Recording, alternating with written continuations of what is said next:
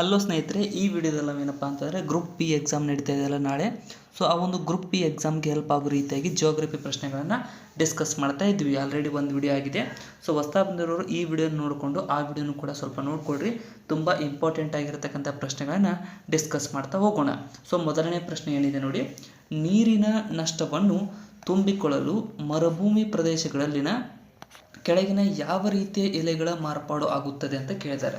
So ಮರುಭೂಮಿ ಪ್ರದೇಶದಲ್ಲಿ ನೀವು ನೋಡಿರ್ಬೋದು ಎಲೆಗಳು ಯಾವ ರೀತಿಯಾಗಿರ್ತವೆ ಅಂತ. ಸೊ ಇಲ್ಲಿ ನೋಡೋದಾದರೆ ಮೊದಲನೇದು ಏನಿರುತ್ತೆ, ಒಂದು ನಿಮಿಷ, ಗಡುಸಾದ ಮತ್ತು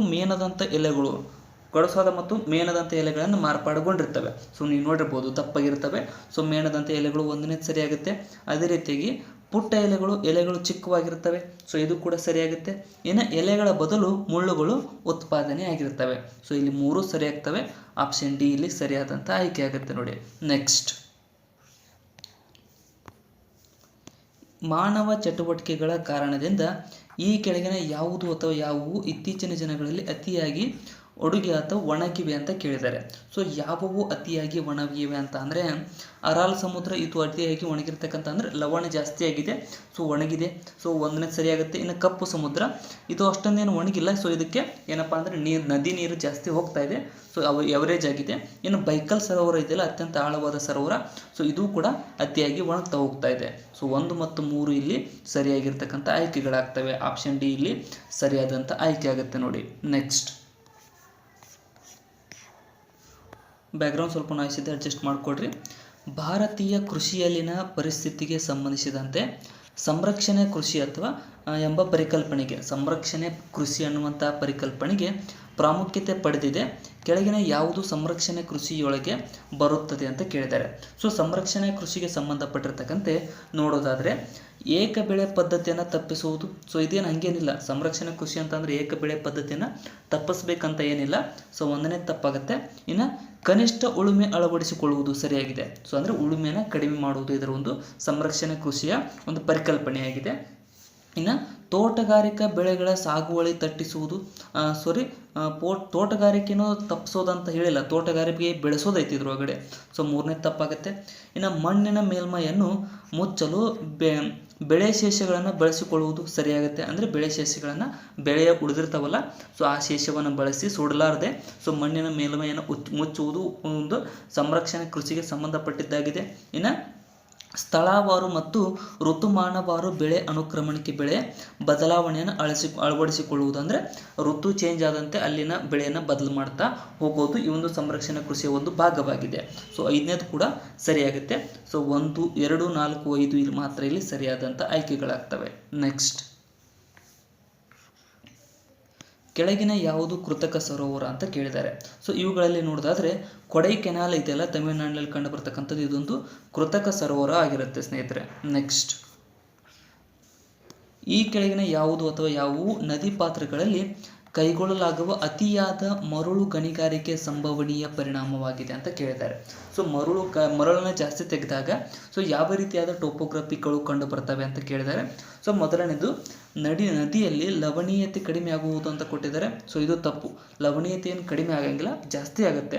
ಇನ್ನು ಅಂತರ್ಜಲ ಮಾಲಿನ್ಯ ಆಗುತ್ತೆ, ಇದು ಸರಿಯಾಗಿದೆ. ಅಂದರೆ ಮರಳನ್ನು ಜಾಸ್ತಿ ತೆಗೆದಂತೆ ಅಂತರ್ಜಲ ಮಾಲಿನ್ಯ ಆಗ್ತಾ ಹೋಗುತ್ತೆ, ನೀರು ತೆಳಗೆ ಹೋಗುತ್ತೆ. ಸೊ ಅಂತರ್ಜಲ ಮಾಲಿನ್ಯ ಆಗುತ್ತೆ. ಇನ್ನು ಅಂತರ್ಜಲ ಮಟ್ಟದಲ್ಲಿ ಇಳಿಕೆ, ಸೊ ಇದು ಕೂಡ ಉಂಟಾಗುತ್ತೆ ಮರಳನ್ನು ಜಾಸ್ತಿ ತೆಗೆದ್ರೆ.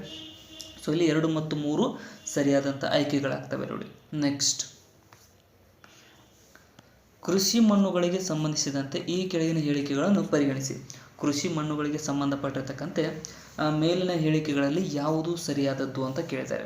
ಸೊ ಇಲ್ಲಿ ನೋಡೋದಾದರೆ ಮೊದಲನೇದು ಏನು ಹೇಳುತ್ತೆ, ಮಣ್ಣಿನಲ್ಲಿ ಸಾವಯವ ವಸ್ತುಗಳ ಹೆಚ್ಚಳವು ಮಣ್ಣಿನ ತೇವಾಂಶ ಬಂಧದ ಸಾಮರ್ಥ್ಯವನ್ನು ಗಣನೀಯವಾಗಿ ಇಳಿಸುತ್ತದೆ ಅಂತ ಕೊಟ್ಟಿದ್ದಾರೆ. ಸೊ ಇದು ತಪ್ಪು.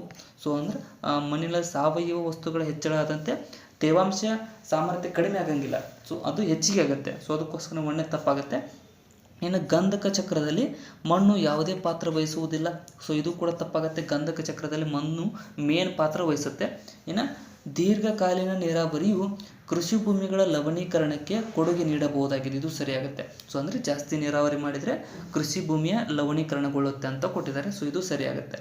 ಸೊ ಸಿ ಮಾತ್ರ ಇಲ್ಲಿ ಸರಿಯಾದಂಥ ಆಯ್ಕೆ ಆಗುತ್ತೆ. ನೆಕ್ಸ್ಟ್, ಕೆಳಗಿನ ಹೇಳಿಕೆಗಳನ್ನು ಪರಿಗಣಿಸಿ ಮೇಲಿನ ಹೇಳಿಕೆಗಳಲ್ಲಿ ಸರಿಯಾದದು ಅಂತ ಕೇಳಿದ್ದಾರೆ. ಸೊ ಇಲ್ಲಿ ನೋಡೋದಾದರೆ ಮೊದಲನೇದು ಏನು ಹೇಳಿದೆ, ಬ್ಯಾರನ್ ಐಲ್ಯಾಂಡ್ ಜ್ವಾಲಾಮುಖಿಯು ಭಾರತ ಭೂಪ್ರದೇಶದಲ್ಲಿರ್ತಕ್ಕಂಥ ಸಕ್ರಿಯ ಜ್ವಾಲಾಮುಖಿಯಾಗಿದೆ. ಸೊ ಏಕೈಕ ಜ್ವಾಲಾಮುಖಿ ಸರಿಯಾಗುತ್ತೆ. ಇನ್ನು ಬ್ಯಾರನ್ ಐಲ್ಯಾಂಡ್ ಗ್ರೇಟ್ ನಿಕೋಬಾರ್ನಿಂದ ಪೂರ್ವಕ್ಕೆ 140 ಕಿಲೋಮೀಟರ್ದಲ್ಲಿದೆ ಅಂತ ಕೊಟ್ಟಿದ್ದಾರೆ, ಇದು ತಪ್ಪು. ಸೊ ಇಲ್ಲಿ ಬ್ಯಾರನ್ ಐಲ್ಯಾಂಡ್ ಜ್ವಾಲಾಮುಖಿಯು ಕಳೆದ ಬಾರಿ ಸ್ಫೋಟಗೊಂಡಿದ್ದು 1991, ಅದನಂತರ ನಿಷ್ಕ್ರಿಯವಾಗಿದೆ ಅಂತ ಕೊಟ್ಟಿದ್ದಾರೆ. ಸೊ ಇದು ಕೂಡ ತಪ್ಪಾಗುತ್ತೆ. ಸೊ ಒಂದು ಮಾತ್ರ ಇಲ್ಲಿ ಸರಿಯಾದಂಥ ಆಯ್ಕೆಯಾಗುತ್ತೆ. ನೆಕ್ಸ್ಟ್, ಕೆಳಗಿನ ಹೇಳಿಕೆಗಳನ್ನು ಪರಿಗಣಿಸಿ ಮೇಲಿನ ಹೇಳಿಕೆಗಳಲ್ಲಿ ಸರಿಯಾದುದು ಅಂತ ಕೇಳಿದ್ದಾರೆ. ಸೊ ಇಲ್ಲಿ ನೋಡೋದಾದರೆ ಮೊದಲನೇದು ಏನು ಹೇಳುತ್ತೆ, ವಿಶ್ವದ ಬಹುತೇಕ ಹವಳದ ದಿಬ್ಬಗಳು ಅಂತ ಕರಿತೀವಿ, ಕೋರಲ್ ರೀಫ್ಸ್ ಉಷ್ಣವಲಯದ ನೀರಿನಲ್ಲಿವೆ ಅಂತ ಕೊಟ್ಟಿದ್ದಾರೆ. ಸೊ ಸರಿಯಾಗುತ್ತೆ. ಸೊ ವಿಶ್ವದ ಬಹುತೇಕ ಹವಳದ ದಿಬ್ಬಗಳು ಕೋರಲ್ ರೀಫ್ಸ್ ಉಷ್ಣವಲಯದ ನೀರಿನಲ್ಲಿ ಕಂಡು ಬರ್ತವೆ. ಇನ್ನು ವಿಶ್ವದ 1/3 ಹವಳದ ದಿಬ್ಬಗಳು ಆಸ್ಟ್ರೇಲಿಯಾ, ಇಂಡೋನೇಷ್ಯಾ ಮತ್ತು ಫಿಲಿಪೈನ್ಸ್ ದೇಶದಲ್ಲಿವೆ. ಸೊ ಇದು ಕೂಡ ಸರಿಯಾಗುತ್ತೆ. ಸೊ 1/3 ಆಸ್ಟ್ರೇಲಿಯಾ, ಇಂಡೋನೇಷ್ಯಾ ಮತ್ತು ಫಿಲಿಪೈನ್ಸ್ ದೇಶದಲ್ಲಿ ಕಂಡು ಬರ್ತವೆ. ಇನ್ನು ಹವಳದ ದಿಬ್ಬಗಳು ಉಷ್ಣವಲಯದ ಮಳೆಕಾಡುಗಳಿಗಿಂತ ಹೆಚ್ಚು ಸಂಖ್ಯೆಯ ಜೀವ ಪ್ರಭೇದಗಳಿಗೆ ವಾಸಸ್ಥಾನ ಕಲ್ಪಿಸಿವೆ. ಸೊ ಇದು ಕೂಡ ಸರಿಯಾಗುತ್ತೆ. ಹವಳದ ದಿಬ್ಬಗಳಿಗೆ ಸಂಬಂಧಪಟ್ಟಿರ್ತಕ್ಕಂಥ 3 ಸರಿಯಾಗ್ತವೆ. ಆಪ್ಷನ್ ಡಿ ಇಲ್ಲಿ ಸರಿಯಾದಂಥ ಆಯ್ಕೆಯಾಗುತ್ತೆ ನೋಡಿ.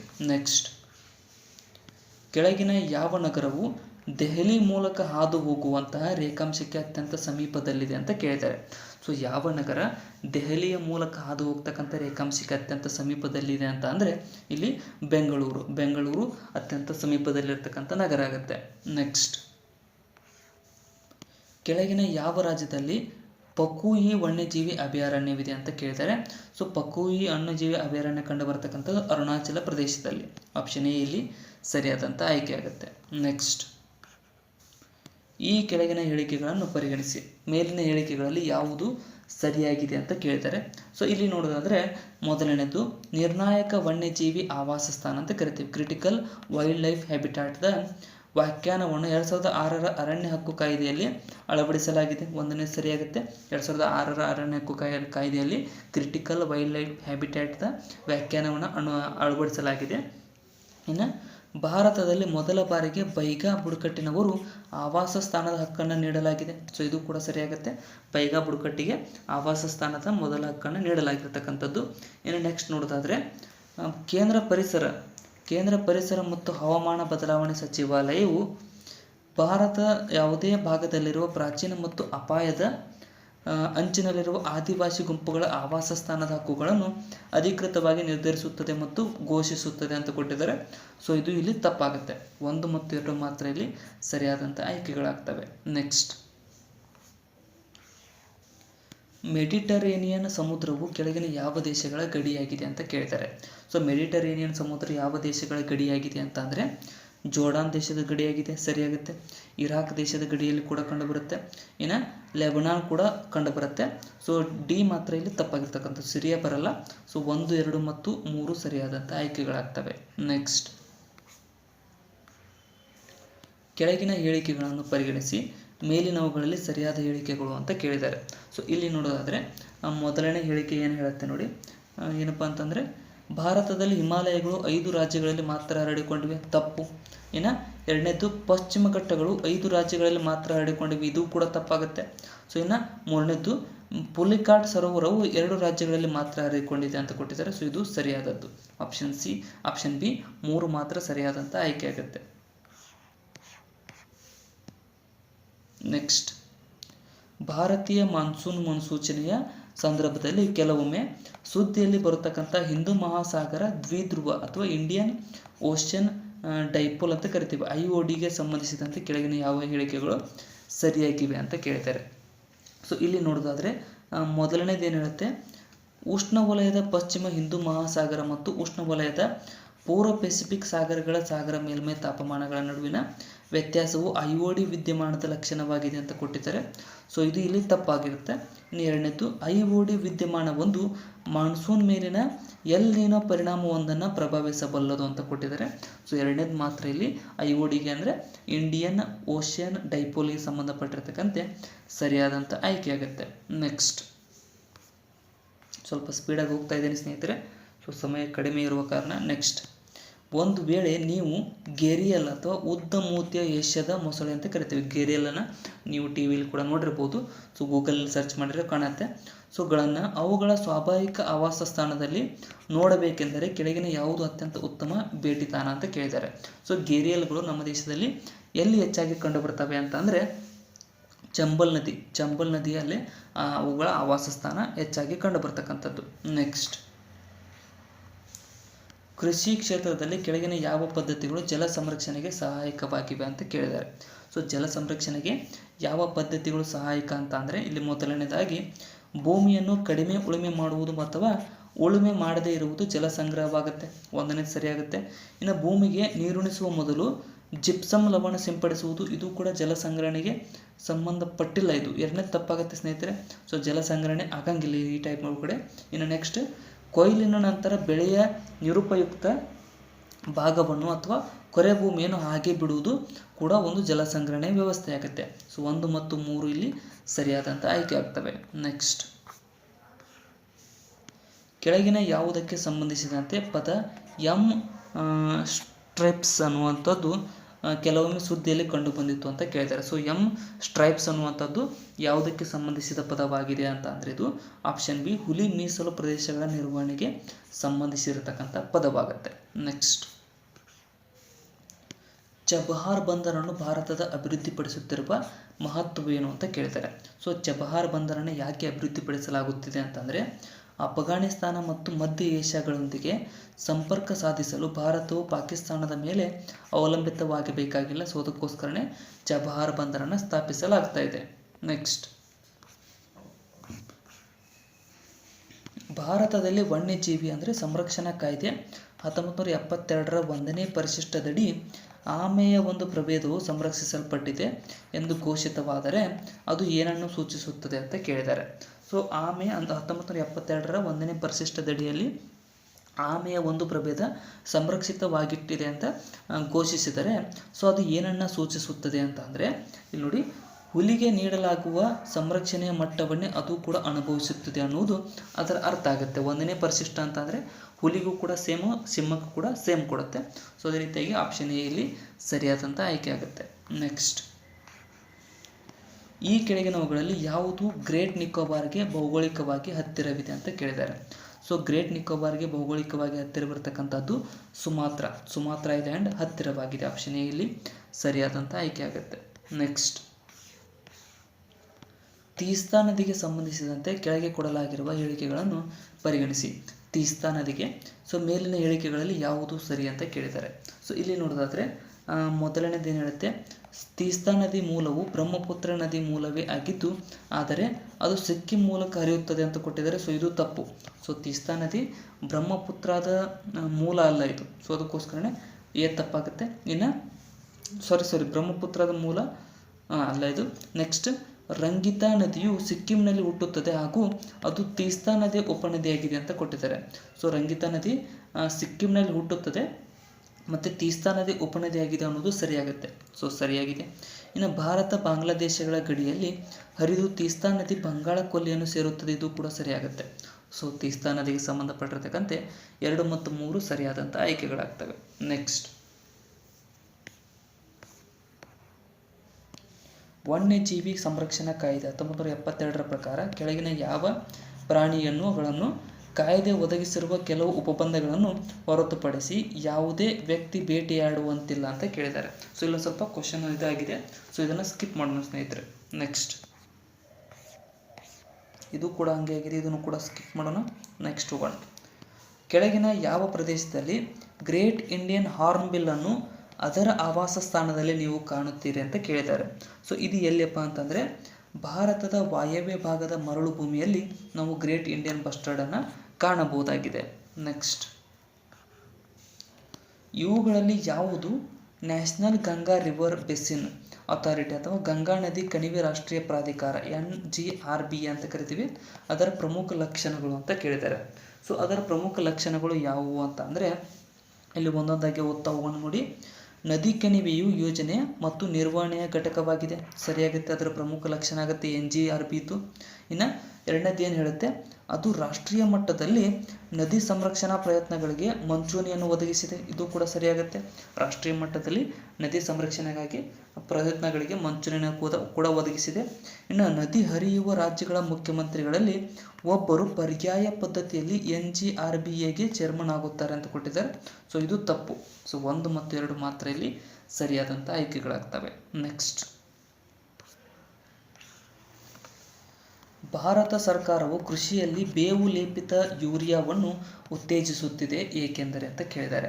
ಸೊ ಬೇವು ಲೇಪಿತ ಅಂದರೆ ಈ ಒಂದು ಬೇವಿನ ರಸವನ್ನು ಹಾಕಿ ಮಾಡ್ತಾ ಇದೆ. ಯಾಕಪ್ಪ ಅಂತಂದರೆ ಮಣ್ಣಿನಲ್ಲಿ ಯೂರಿಯಾದ ಕರಗುವಿಕೆಯನ್ನು ಬೇವು ಲೇಪನವು ಮಂದಗೊಳಿಸುತ್ತದೆ. ಸೊ ಅದಕ್ಕೋಸ್ಕರನೇ ಬೇವು ಲೇಪಿತ ಯೂರಿಯಾವನ್ನು ಉತ್ತೇಜನ ಮಾಡ್ತಾ ಇದೆ ಭಾರತ ಸರ್ಕಾರ. ನೆಕ್ಸ್ಟ್, ಕೆಳಗಿನವುಗಳಲ್ಲಿ ಬ್ರಹ್ಮಪುತ್ರ ನದಿಯ ಉಪನದಿಗಳು ಯಾವುವು ಅಂತ ಕೇಳಿದ್ದಾರೆ. ಸೊ ಬ್ರಹ್ಮಪುತ್ರ ನದಿಯ ಉಪನದಿಗಳು ಯಾವುವು ಅಂತ ಅಂದರೆ ದಿಬಾಂಗ್ ಹೌದು, ಕಮೆಂಗ್ ಹೌದು, ಲೋಹಿತ್. ಈ 3 ನದಿಗಳು ಬ್ರಹ್ಮಪುತ್ರ ನದಿಯ ಉಪನದಿಗಳಾಗಿವೆ. ನೆಕ್ಸ್ಟ್, ಭಾರತದ ಕೆಳಗಿನ ಯಾವ ಭಾಗಗಳಲ್ಲಿ ಶೇಲ್ ಅನಿಲ್ ಸಂಪನ್ಮೂಲಗಳು ಕಂಡು ಬಂದಿವೆ ಅಂತ ಕೇಳಿದ್ದಾರೆ. ಸೊ ಶೇಲ್ ಅನಿಲದ ಸಂಪನ್ಮೂಲಗಳು ಕಂಡು ಬಂದಿರತಕ್ಕಂಥದ್ದು ಎಲ್ಲಿ ಅಂತ ಅಂದರೆ ಕ್ಯಾಂಬೆ ಜಲಾನಯನದಲ್ಲಿ ಕಂಡು ಬಂದಿವೆ. ಇನ್ನು ಕಾವೇರಿ ಜಲಾನಯನದಲ್ಲಿ ಕೂಡ ಕಂಡು ಬಂದಿವೆ. ಕೃಷ್ಣಾ ಗೋದಾವರಿ ಜಲಾನಯನದಲ್ಲಿ ಕೂಡ ಕಂಡು ಬಂದಿರತಕ್ಕಂಥದ್ದು. 1, 2 ಮತ್ತು 3 ಸರಿಯಾಗಿರ್ತಕ್ಕಂಥ ಆಯ್ಕೆಗಳಾಗ್ತವೆ. ಹನಿ ನೀರಾವರಿಯನ್ನು ಅಳವಡಿಸಿಕೊಳ್ಳುವುದರಿಂದ ಆಗುವ ಪ್ರಯೋಜನ ಏನು ಅಂತ ಕೇಳಿದ್ದಾರೆ. ಸೊ ಇದು ಸಿಂಪಲ್ ಪ್ರಶ್ನೆ ಐತೆ ನೋಡ್ರಿ. ಏನಪ್ಪ ಅಂತಂದರೆ ಕಳೆಯಲ್ಲಿ ಇಳಿಕೆ, ಕಳೆ ಜಾಸ್ತಿ ಆಗಂಗಿಲ್ಲ, ಕಸ ಜಾಸ್ತಿ ಆಗಂಗಿಲ್ಲ. ಇನ್ನು ಮಣ್ಣಿನ ಲವಣೀಯತೆಯಲ್ಲಿ ಇಳಿಕೆ ಅದೇನಿಲ್ಲ. ಸೊ ಮಣ್ಣಿನ ಲವಣೀಯತೆಯನ್ನು ಇಳಿಕೆ ಆಗಂಗಿಲ್ಲ. ನೆಕ್ಸ್ಟ್, ಮಣ್ಣಿನ ಸವೆತದಲ್ಲಿ ಇಳಿಕೆ ಆಗುತ್ತೆ. ಇದು ಸರಿಯಾಗಿದೆ. ಸವೆತದಲ್ಲಿ ಕೂಡ ಇಳಿಕೆ ಆಗುತ್ತೆ. 1 ಮತ್ತು 3 ಇಲ್ಲಿ ಸರಿಯಾದಂಥ ಆಯ್ಕೆಗಳಾಗ್ತವೆ. ನೆಕ್ಸ್ಟ್, ಉಷ್ಣವಲಯದ ಅಕ್ಷಾಂಶಗಳ ದಕ್ಷಿಣ ಅಟ್ಲಾಂಟಿಕ್ ಮತ್ತು ಆಗ್ನೇಯ ಪೆಸಿಫಿಕ್ ಪ್ರದೇಶಗಳಲ್ಲಿ ಚಂಡಮಾರುತಗಳು ಹುಟ್ಟುವುದಿಲ್ಲ. ಇದಕ್ಕೆ ಕಾರಣ ಏನು ಅಂತ ಕೇಳಿದ್ದಾರೆ. ಸೊ ಉಷ್ಣವಲಯ ಅಕ್ಷಾಂಶಗಳ ದಕ್ಷಿಣ ಅಟ್ಲಾಂಟಿಕ್ ಮತ್ತು ಆಗ್ನೇಯ ಪೆಸಿಫಿಕ್ ಪ್ರದೇಶದಲ್ಲಿ ಚಂಡಮಾರುತವು ಹುಟ್ಟಂಗಿಲ್ಲ. ಸೊ ಇದಕ್ಕೆ ಕಾರಣ ಏನಪ್ಪ ಅಂತಂದರೆ ಅಂತರ್ ಉಷ್ಣವಲಯ ಸಂಧಿ ಕ್ಷೇತ್ರ ಅಂತ ಕರಿತೀವಿ. ಇಂಟರ್ ಟ್ರಾಪಿಕಲ್ ಕನ್ವರ್ಜೆನ್ಸ್ ಝೋನ್ ಇಲ್ಲಿ ಸಂಭವಿಸುವುದು ಅಪರೂಪ. ಸೊ ಅದಕ್ಕೋಸ್ಕರನೇ ಇಲ್ಲಿ ಚಂಡಮಾರುತಗಳು ಹುಟ್ಟುಕೊಳ್ಳಂಗಿಲ್ಲ. ಆಪ್ಷನ್ ಬಿ ಸರಿಯಾದಂಥ ಆಯ್ಕೆ ಆಗುತ್ತೆ. ನೆಕ್ಸ್ಟ್, ಅತ್ಯಂತ ಪೂರ್ವ ಮತ್ತು ಅತ್ಯಂತ ಪಶ್ಚಿಮಕ್ಕೆ ಇರತಕ್ಕಂಥ ಭಾರತದ ರಾಜ್ಯಗಳು ಯಾವುವು ಅಂತ ಕೇಳಿದ್ದಾರೆ. ಸೊ ಅರುಣಾಚಲ ಪ್ರದೇಶ ಅತ್ಯಂತ ಪೂರ್ವಕ್ಕಿದೆ, ಗುಜರಾತ್ ಅತ್ಯಂತ ಪಶ್ಚಿಮಕ್ಕಿದೆ. ಆಪ್ಷನ್ ಡಿ ಇಲ್ಲಿ ಸರಿಯಾದಂಥ ಆಯ್ಕೆ ಆಗುತ್ತೆ.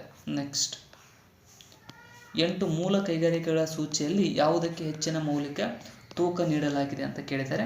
ಸೊ ಇಲ್ಲಿ ನೋಡಿದರೆ ಯಾವುದಕ್ಕೆ ಅಂತಂದರೆ ವಿದ್ಯುತ್ ಉತ್ಪಾದನೆಗೆ ಹೆಚ್ಚಿನ ತೂಕವನ್ನು ನೀಡಲಾಗಿದೆ. ನೆಕ್ಸ್ಟ್, ಸಮೃದ್ಧ ಜೀವ ವೈವಿಧ್ಯಕ್ಕೆ ನೆಲೆ ಒದಗಿಸುವ ತೇಲು ಸಸ್ಯರಾಶಿ ಹೊಂದಿರುವ ಜೌಗು ಪ್ರದೇಶವಾಗಿ ಕೆಳಗಿನ ಯಾವ ರಾಷ್ಟ್ರೀಯ ಉದ್ಯಾನವನ ವಿಶಿಷ್ಟತೆ ಪಡೆದಿದೆ ಅಂತ ಕೇಳಿದ್ದಾರೆ.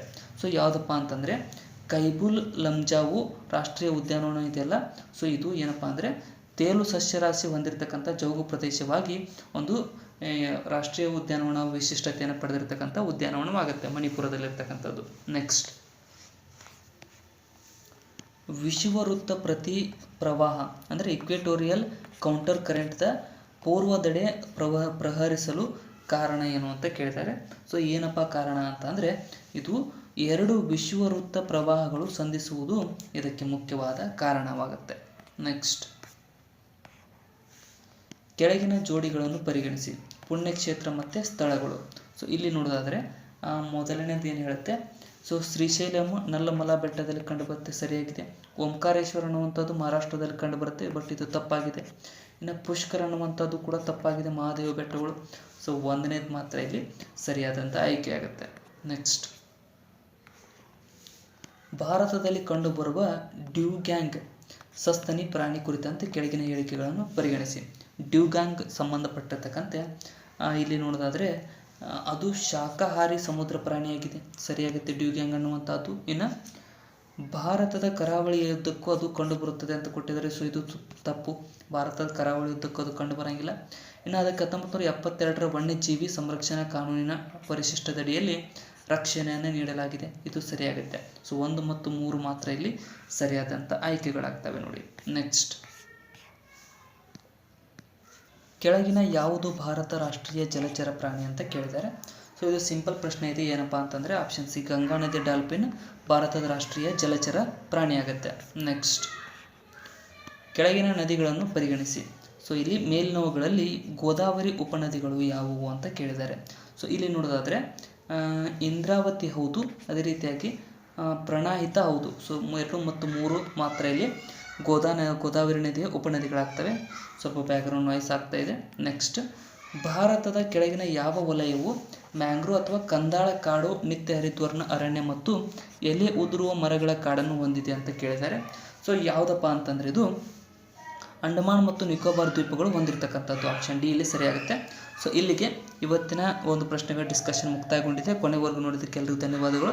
ವಿಡಿಯೋನ ಆದಷ್ಟು ನಿಮ್ಮ ಫ್ರೆಂಡ್ಸ್ಗೆ ಶೇರ್ ಮಾಡಿ, ಸಬ್ಸ್ಕ್ರೈಬ್ ಮಾಡಿಕೊಡ್ರಿ ಮತ್ತು ಡಿಸ್ಕ್ರಿಪ್ಷನ್ ಇರತಕ್ಕಂಥ ನಮ್ಮ ಚಾನಲ್ನ ಲಿಂಕನ್ನು ಕೂಡ ಫಾಲೋ ಮಾಡಿಕೊಡ್ರಿ. Thank you so much.